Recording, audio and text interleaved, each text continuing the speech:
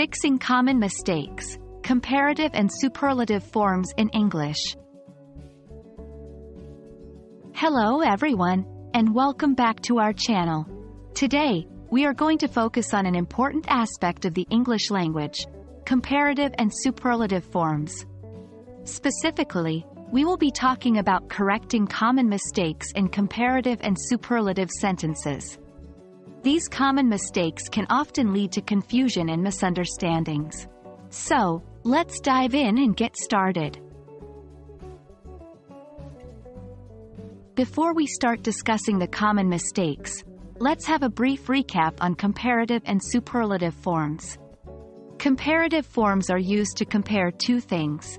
For example, she is taller than me. Superlative forms, on the other hand, are used when we talk about the extreme quality of something in a group. For instance, he is the tallest person in our class. Now, let's look at some common mistakes that learners often make when using comparatives and superlatives, and let's discuss how to correct them. Double comparatives and superlatives. One of the most common mistakes is the use of double comparatives or superlatives.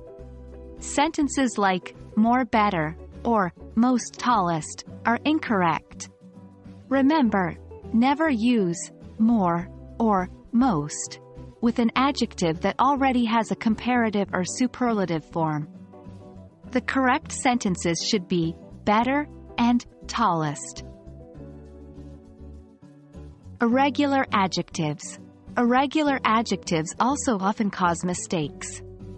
Words like good, bad, and far have irregular comparative and superlative forms, which are better, worse, and farther, further, and best, worst, and farthest, furthest, respectively. So, saying gooder or baddest would be incorrect. Comparatives without than. Another common mistake is using comparatives without than. Always remember to use then when making comparisons. For instance, she is older me is incorrect. The correct sentence should be, she is older than me. To help you avoid these mistakes, here are some tips.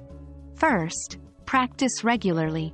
The more you use these forms, the more comfortable you'll become.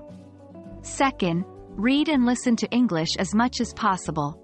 This will give you a chance to see and hear correct usage. Lastly, don't hesitate to ask for help or clarification if you're unsure.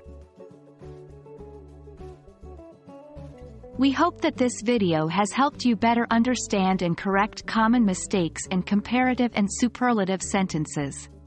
Remember, practice makes perfect.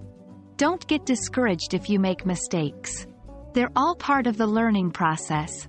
So, keep practicing and stay tuned for our next video. Until then, happy learning!